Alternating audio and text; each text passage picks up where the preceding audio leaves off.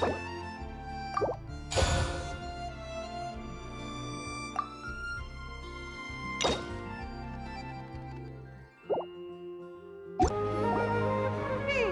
was trying to remember. What else did we put on our shopping list? Oh, what a mouth-watering smell. Paimon would know the aroma of biryani anywhere. Let's go get some. We can still add it to the list. Well, if it isn't the Traveler and Paimon. Wasn't expecting to see you here. Hello there. Oh, it's been quite a while. Huh. So you two are still hanging out together. Dehya, didn't you say last time that you were gonna head back to the desert? I said I was going to resign from being her bodyguard, not that our friendship was over. We're still the best of friends. The Homayanis also still post jobs from time to time. Their pay is always generous, so me and the other mercs never pass them up. I told Dehya to just stay at our place when she took one of those jobs a few days ago. My parents were delighted. They even said that it always felt like we were missing someone whenever Dehya wasn't around. That sounds like something they would say, all right. They're always so welcoming. Anyway, the job is already taken care of, so I was gonna head back to the brigade as soon as I finished a little shopping. But the master kept insisting, and I ended up staying for another day. You can stay for as many days as you want, Dehya.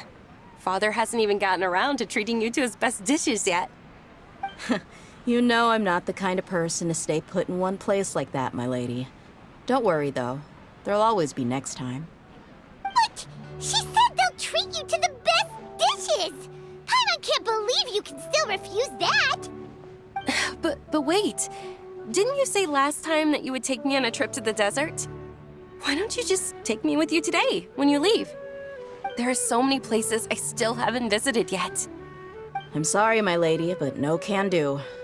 There's still a few things I need to take care of back at the brigade. Besides, the desert hasn't exactly been the most peaceful place lately. Oh, come on. Not this again. That's also what you said last time and the time before that. I know, I'm sorry. Just give me some more time, and I promise I'll plan the best trip ever for you. All right, fine. To be perfectly honest, it's not that I wanted to go, it's more like I feel like something is off about you lately. Ever since you first set foot on the estate a few days ago, you've been acting anxious and even paranoid. Have you been delaying our trip because you've run into some kind of trouble? Nah, are you kidding? You're worrying too much.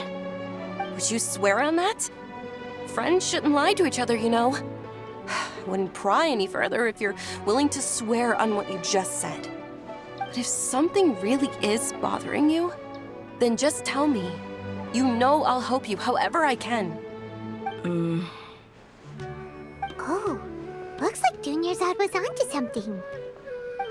You're too perceptive, my lady. Seems I can't hide anything from you. I just thought that nothing good could come out of telling you about the messy happenings of mercenaries. Knowing too much only leads to more trouble.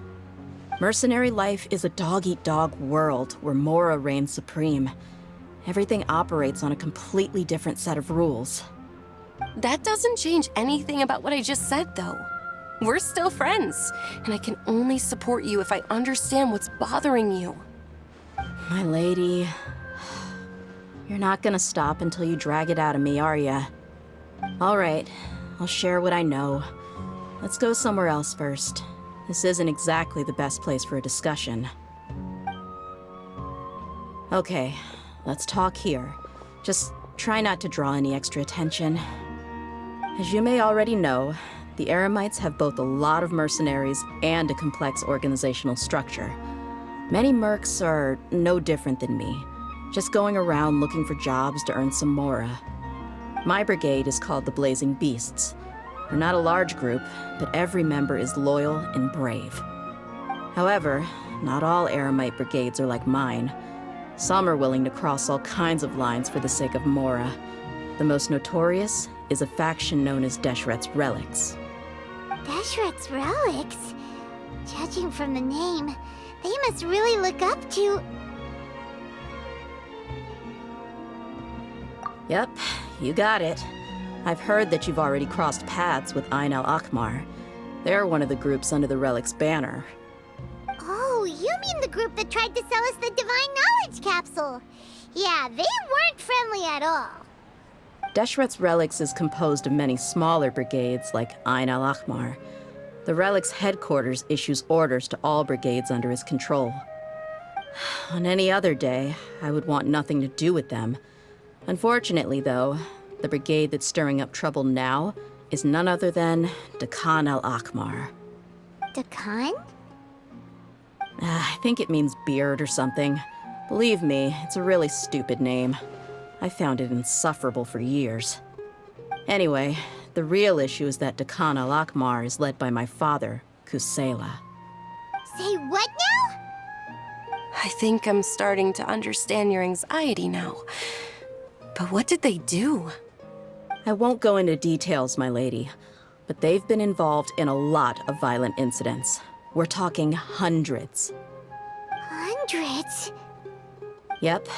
The scenes tend to be quite gruesome, too. They strip the victims of all their valuables before murdering them.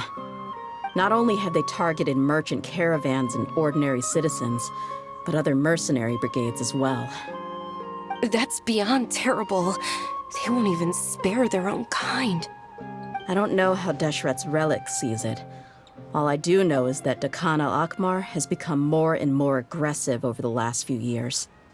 If I don't do something about them, then even my brigade or the people of Aru village could become their next target. I just wish I knew what's driven him to do this. Yeah. How can your father do such terrible things? I don't know. People change. He's always been pretty pathetic. But at least in the past, there were still a few lines that he wouldn't cross. That's setting the bar pretty low. I mean, if he was even remotely decent, then why would I have to leave the brigade and cut all ties with him? He was loud and foolish, with no real sense of purpose. Instead of doing anything useful, he spent most of his time drinking and chasing after women. Of course, the other brigade members were just like him. Their ruckus would go on night after night. Sounds like a nightmare. What about your mother? Did she ever step in to stop them? Unfortunately, I never knew my mother. I'm sorry, Dehya. I didn't know. It's all right, my lady. That's pretty common in mercenary circles. Didn't I mention that my father was chasing after women? I was the result of one of those encounters with some random person. He told me that he wasn't sure who my mother was. And in any case, she never came to see me. He'd say, "You'll be fine as long as you remember to stick with Dad." But even then, he left most of the parenting to the brigade. The one thing I do remember is that he used to tell me stories. But the problem was that he had terrible taste. He only knew a few stories, and even those tended to be pretty stale. They were tales of desert warriors defeating dragons in the forest, or stories of mercenaries rescuing princesses from rebel armies. Sounds like your typical fairy tales. More or less, yeah. They were interesting maybe the first or second time around, but after about 20 repeats, they started to get a little dull. He seemed to think those stories were the best things ever, though. He was so into 'em that he'd call the whole brigade over and make them perform the whole thing as a play. Even the toys he gave me would all be story props. I'd get helmets, shields, and toy swords. It was only much later when I realized that the shows were more for him than they ever were for me. What an interesting guy. Yeah, I've always found him pretty childish, but that was something I could just shrug off. I had no reason to despise him. Until I grew up and learned the true face of Deshret's Relics for myself. Looting, blackmail, violence, and fraud. They not only accepted such heinous acts, they would even openly boast about them. No one in the brigade was any kind of hero. Instead, my father and his cronies were more like the bad guys that needed to be taken down. Did they really think that as long as they didn't do any of that stuff right in front of me, I would never know? I think I can understand your feelings. The difference between perception and reality must have hit hard. Yeah, but don't worry, my lady. It's all water under the bridge to me now. I had a huge argument with my father and left that place behind for good. I'm not investigating them due to any bitter feelings I still have towards my father. I just want to protect those that are close to me. Yeah, I told the boys to gather as much information as they could. Most of the reports concern violent incidents, but there's also some talk of smuggling. I see. But isn't this investigation incredibly dangerous? It is, but every mercenary lives life on the edge. It's a lifestyle that I enjoy. That may be true, but it'll be impossible for those who care about you not to worry. Well, now you get why I didn't want to share any of this with you. What should we do? They both have valid concerns. Huh? But there's no need for you to get caught up in this mess, too. Well, she's super tough, so if she went into the desert with you, then Paimon bets the problem will be solved in no time. I'm inclined to agree. I'd feel a lot more at ease if you took her along to help. I'll wait for news from you in the city until then. Please, stay safe. I'm honored that you care so much for me, my lady. All right, then let's get moving. Our first stop will be Caravan Rebot, where we can catch up a bit with my fellow mercs.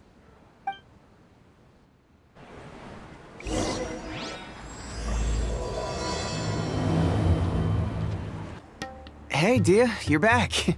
Are these two friends of yours? Oh, so you've already become like one of us then? Well, that's good to know. Anyway, since we've got a newcomer, let me fill you in on what the Khan al-Ahmar's been up to lately. They've become extremely aggressive. Apparently, even their own now have become acceptable targets. They even attack other relics brigades, just the same as any other mercenary brigade. Even the most ferocious beasts still protect their own. But it sounds like they've thrown that straight to the wind. That's right. Once they've collected enough loot off the other mercenaries, they sell it off to a different brigade, or turn to merchants on the black market. A portion of their profits is immediately exchanged for more food and weaponry to be used in their next violent operation. That's terrible. Yeah, and it really makes you wonder why they're so desperate for Mora. A few days ago, Isham and I trailed them for a while, and even disguised ourselves as merchants to conduct trade with them. We were able to learn a few things from the exchange. Rather than saying they're out to plunder and hoard Mora, it'd probably be more accurate to say that they're experiencing an internal power struggle. Wait, a power struggle? You heard me right. The vast majority of their victims are mercenaries from the other brigades of Deshret's relics. If their only goal is Mora, they could have gone after anybody. The targeted nature of their attacks points to a power struggle between the different brigades within the relics. That's the only plausible explanation we have. Unfortunately, we weren't able to find out anything more specific. It seems they're also trying to keep things under wraps. Oh, one last thing we discovered was that over the past few years, as the Khan al-Ahmar became more and more active, Deshret's relics as a whole became a lot weaker.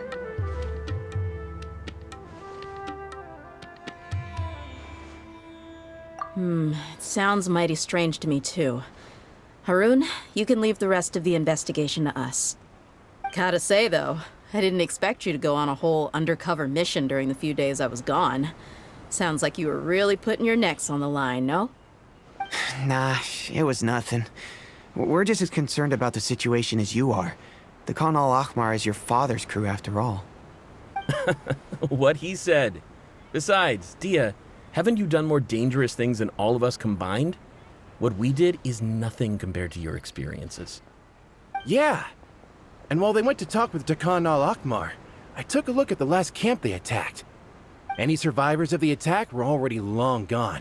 There was nothing of value left in the camp. Ah, Hisham and Khalaf. You're here too.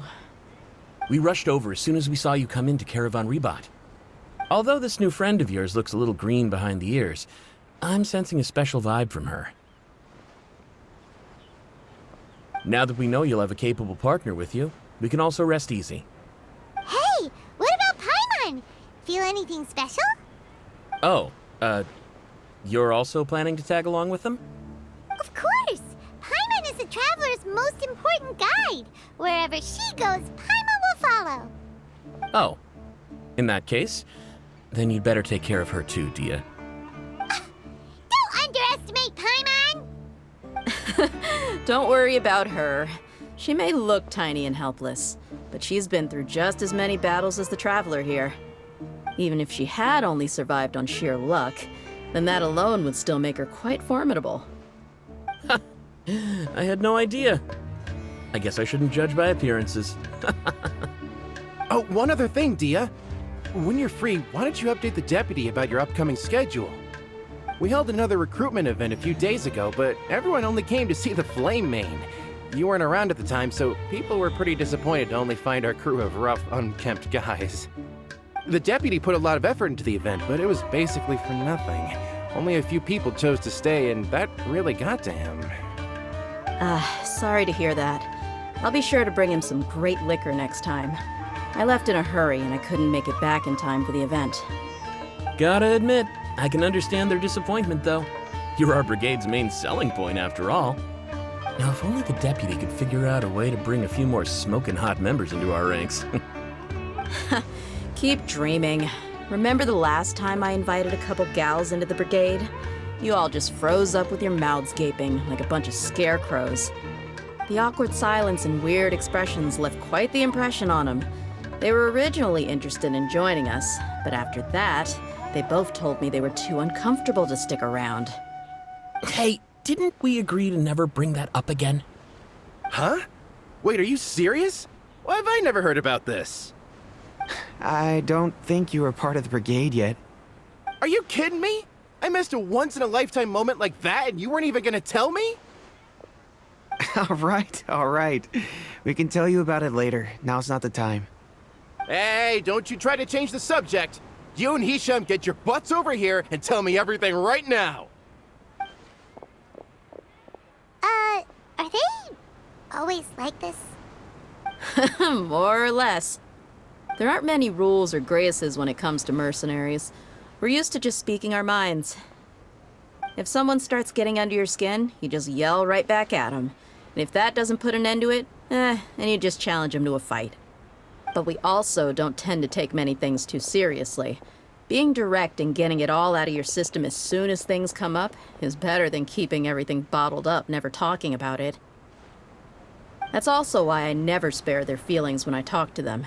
If I want to laugh, I'll laugh. If I'm angry, then I'll unload on them. It's hard to stop once you get used to it. Though, I can never do that when I'm with the Homayanis. Hey, knuckleheads! Can you at least tell me the rest of the intel before you go back to your bickering? Yeah, you hear her, Holloff? Told you we gotta focus on the investigation first. I drew up a map. Right here is the spot. There you'll find the merchant caravan responsible for getting rid of Dehya al-Akhmar's looted goods. All you gotta do is wait and ambush them in the evening. They'll have no idea what hit them. Perfect. Thanks for that. Be sure to pass my regards to everyone else in the brigade as well. Will do. You stay safe, Dehya. This should be the place.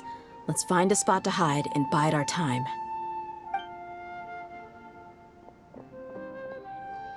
It's gonna come down to a fight one way or another, so let's all be careful. No need to worry. She knows her way around a fight. I'm not worried about that. What I meant is that we probably shouldn't go too hard on the enemy. After all, we still need to get information out of them.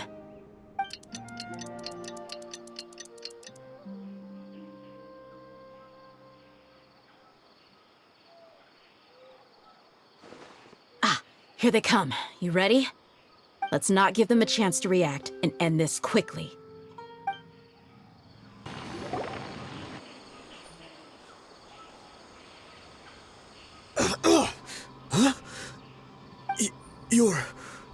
The Flame Mane.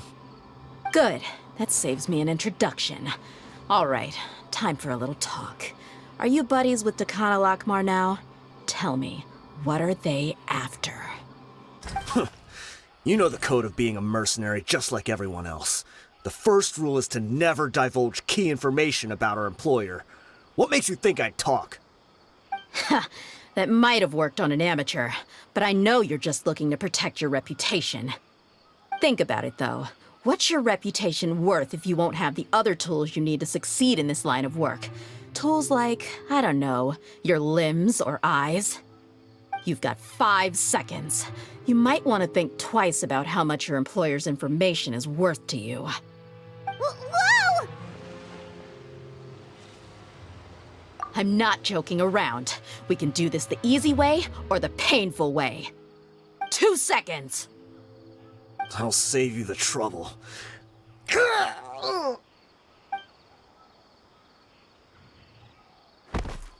Huh? Are you crazy? He tried to bite off his own tongue. Quick, search the area for any first aid supplies. I definitely didn't expect him to go that far. Thankfully, the wound wasn't too deep, and he just passed out from the pain. But why would he be so extreme? I just wanted to test his mettle.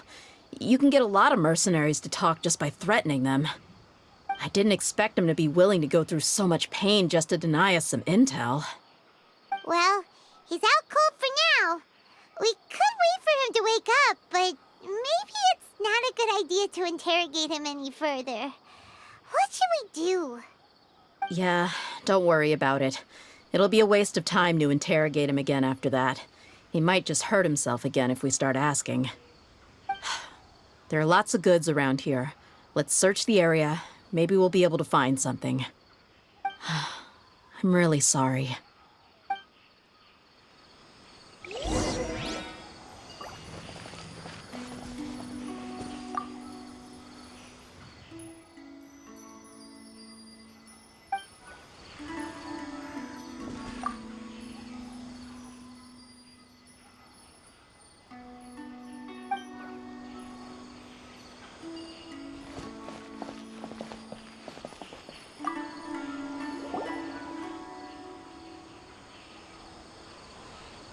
We found a piece of paper with a bunch of names on it. Maybe it's a record of something. Let me take a look. If this really is a merchant caravan, they should have a record of their transactions. Yep. I see an entry for Dakana Lakmar right here. Kusela, Idrisi, Bashar, and Takriti.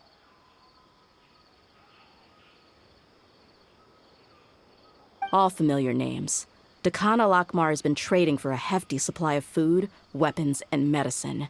It seems that in the past, they used to receive some canned knowledge as well. This caravan is just one link in their logistics chain.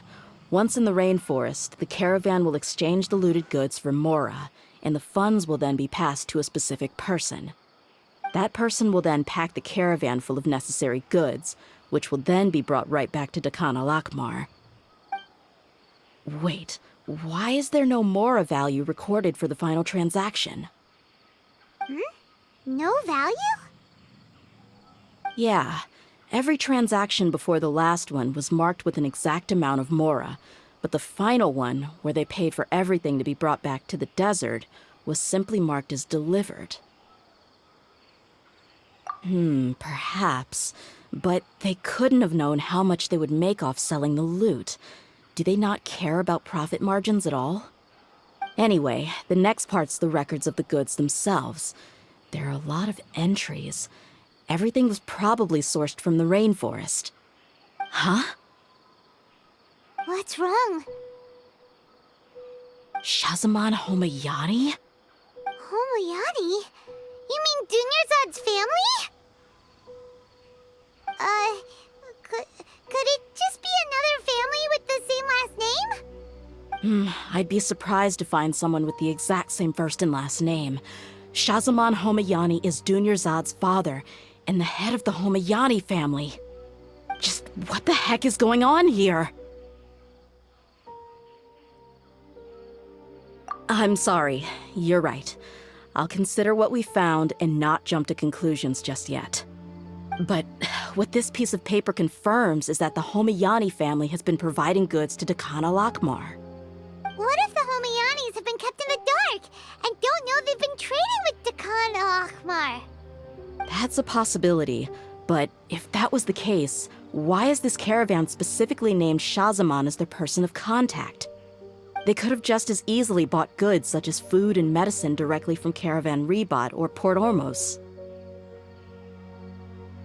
Yeah, funding violence and looting. The brigade gets the goods, and he is paid the proceeds from the sale of the loot. But why would he do something like this? It's not like the Homayanis are in need of money. I honestly have no idea. I've been to their estate many times, and I've never noticed anything suspicious. The only potentially large expenditure I could think of would be the treatment costs for Dunyarzad's Elazar. Maybe they borrowed a lot of Mora in the past? But that's still just a speculation. I don't think the Master would stoop so low to make Mora. You're probably right. I know my lady's personality, and she wouldn't deliberately keep something like this from us. But what should we do now? All we found is just another mystery.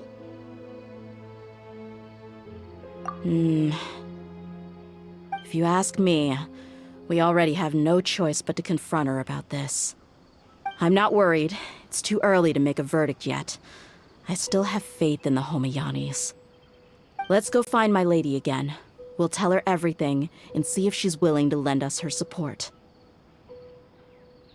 If we're lucky, we can not only figure out the mystery of this paper, but also follow the trail of breadcrumbs to the people responsible at Dakana Lakmar. Dehya, are you sure this is the best decision? What if instead of getting the help we need, we just end up revealing everything we've discovered to the enemy? I've considered that possibility, but even still, I want to tell her what we found. I think I owe her that much. True friendship is built on trust. She showed genuine concern for me when we first brought up the topic. I can't repay her kindness with doubt and suspicion. That's not how I deal with people. You're right. Paimon wants to trust Dunyarzad too. Yeah. Let's pay another visit to Sumeru City.